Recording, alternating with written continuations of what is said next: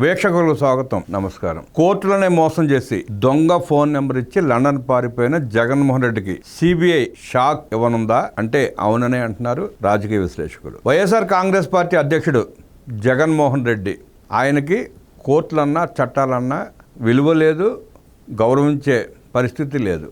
Court స్పష్టంగా చెప్పింది, నీకు బెయిల్ కావాలంటే నీ ఫోన్ నెంబర్, ఈమెయిల్ ఐడి, నీ అడ్రస్ తదితర అవసరమైనవన్నీ సిబిఐ కోర్టులో సమర్పించాలని చెప్పి కోర్టు స్పష్టంగా చెప్తే దొంగ ఫోన్ నెంబరు, దొంగ అడ్రస్లు ఇచ్చి జగన్మోహన్ రెడ్డి పారిపోయాడు. అలా కోర్టునే తప్పుదారి పట్టించిన జగన్మోహన్ రెడ్డి మీద చర్యలు తీసుకుంటానికి సిబిఐ సిద్ధమైంది. కోర్టు ఇప్పుడు ఏ చర్యలు తీసుకుంటుంది అనేది తర్వాత జరిగే పరిణామాలు మనకు తెలుస్తుంది. ఇకపోతే తన సొంత ఫోన్ నెంబర్ ఇవ్వకుండానే విదేశీ పర్యటనకు వెళ్లిన విషయం ఇప్పుడు సంచలనంగా మారింది.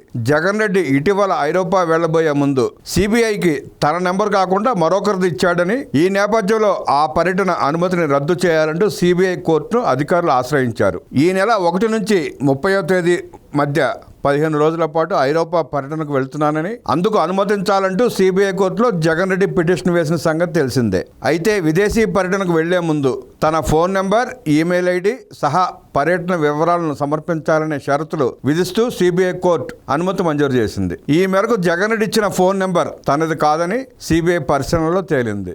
బెయిల్ షరతులను ఉల్లంఘించిన జగన్ రెడ్డి తీరును కోర్టు దృష్టికి సిబిఐ తీసుకువెళ్లింది. వేరే నెంబర్ సమర్పించడంపై అభ్యంతరం వ్యక్తం చేసింది.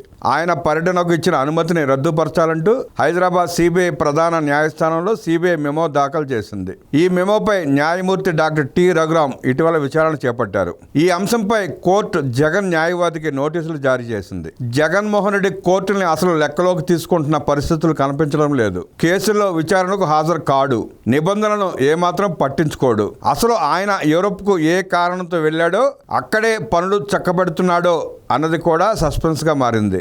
దర్యాప్తు సంస్థకు అందకుండా, తన సమాచారం తెలియకుండా జగన్ రెడ్డి జాగ్రత్త పడటంపై అనుమానాలు వ్యక్తమవుతున్నాయి. తోటకూర దొంగతనం చేసిన నాడే కట్టడి చేస్తున్నట్టయితే జగన్ రెడ్డి ఈ తీరుగా వ్యవహరించేవాడు కాదు అన్నది సత్యం. 4000 వాయిదాలు ఎగ్గొట్టి కోర్టుకు వెళ్లకుండా కోర్టు ధిక్కారణకు పాల్పడినప్పుడే బెయిల్ రద్దు చేసి లోపలేసినట్టయితే జగన్ రెడ్డి ఇవాళ పారిపోయే పరిస్థితి ఉండేది కాదు. జగన్ రెడ్డి ఫోన్ నెంబర్ తప్పుడు నెంబర్ ఇచ్చాడంటే అసలు తిరిగి ఇండియా వస్తాడా రాడా అన్నది ప్రజల్లో జరుగుతున్న చర్చ.